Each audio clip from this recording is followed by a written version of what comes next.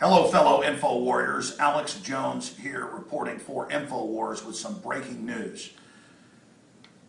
The tyrants that run our society, the social engineers, are busy training us to accept a system where we basically have a dictator for a president and a bureaucracy that takes orders from the offshore banks and other corporate special interests.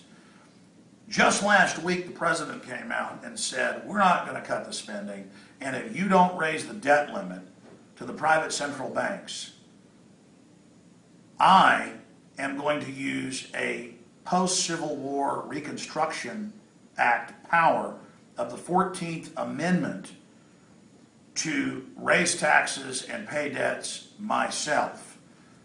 Ladies and gentlemen, the Congress controls the power of the purse. The Congress controls the power to launch wars.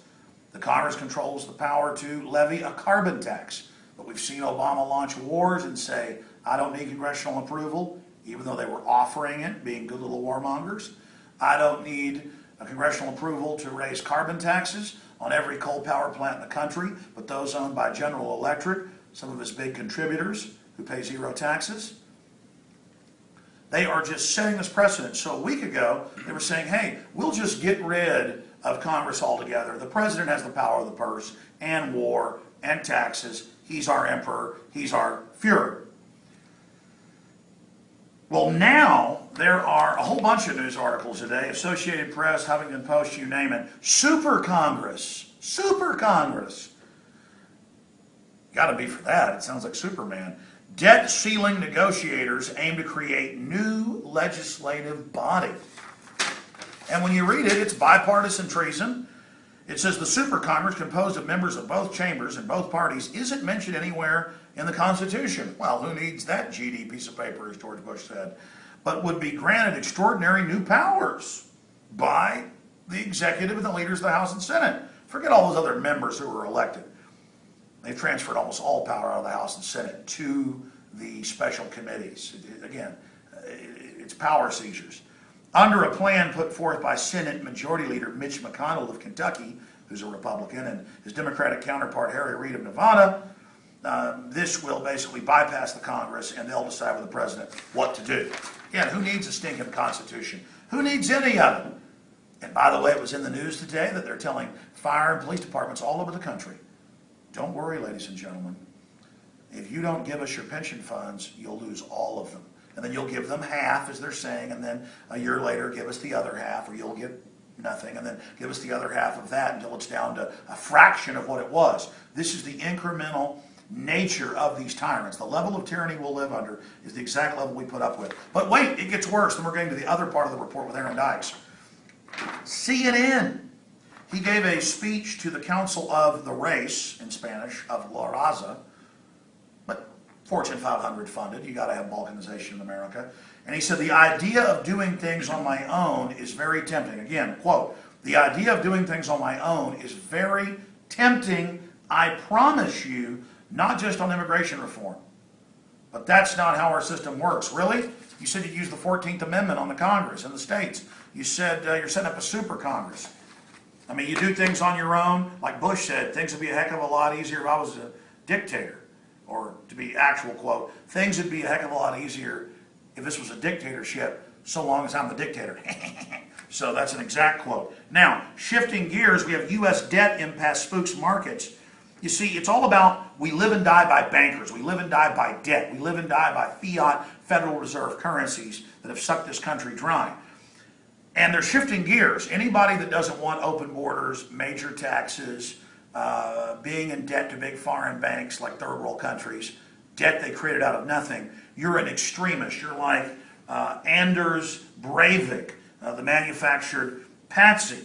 And we see the Financial Times of London, the globalist paper of record, says killer personifies rise of new right. And here's another one. Chris Matthews, remember late last year, the rise of the new right, saying that Ron Paul and I were calling for violence and editing tapes of our speeches to make it sound like this. This is all a script to move the apparatus of the police state from Al-Qaeda, Al-Qaeda, onto the people of the West. Now, same publication of the elite, Financial Times of London. last year. Obama faces growing credibility crisis, and it quotes Robert Shapiro, a top globalist lawyer. He's like a Henry Kissinger type, saying the bottom line here is that Americans don't believe in President Obama's leadership, says Rob Shapiro, another former Clinton official in support of Obama. He has to find some way between now and November of demonstrating that he's a leader who can command confidence. And short of a new 9/11 event or an Oklahoma City, I can't think of how he can do that. How long have we been going here in this special report? 5:30. Great, we got about 3-4 minutes left. The iPhone will let us upload. We're going to be doing these directly live to prisonplanet.tv with no time constraints soon. To Aaron Dykes, who's researched and was at Bilderberg 2011 in Switzerland, and Mr. Shapiro was a key person on the agenda, one of many Obama advisors calling for terror attacks to help boost them. And they do this publicly like we're idiots. Aaron Dykes, give us a 3-minute report.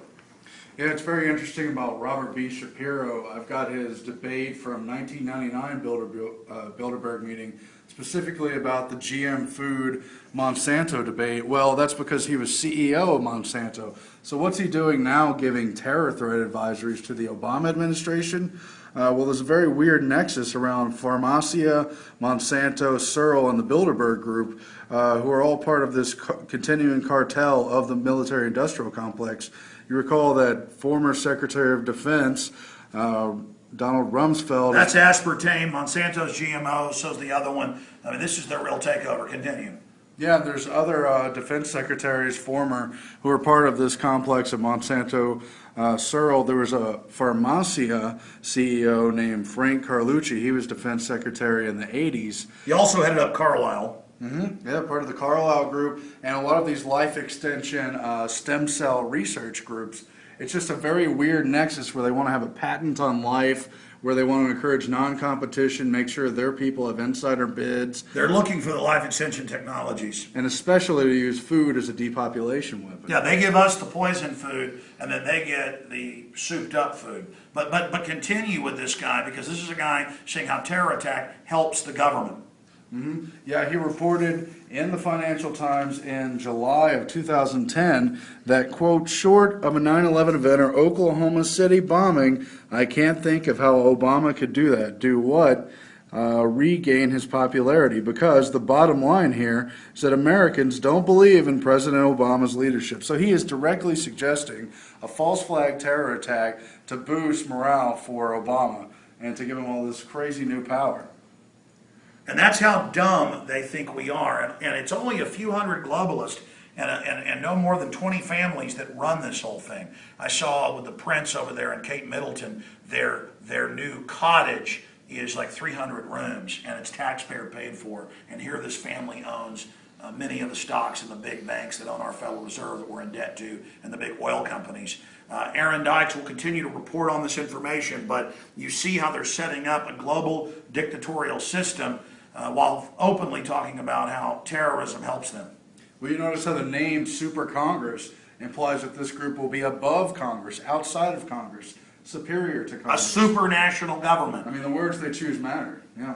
They certainly do. Well, we'll be covering more of Shapiro in the future, and it definitely ties into this new terror attack that is as phony as a $3 bill. We'll see you back live tomorrow on the radio, 11 a.m. Central, Infowars.com.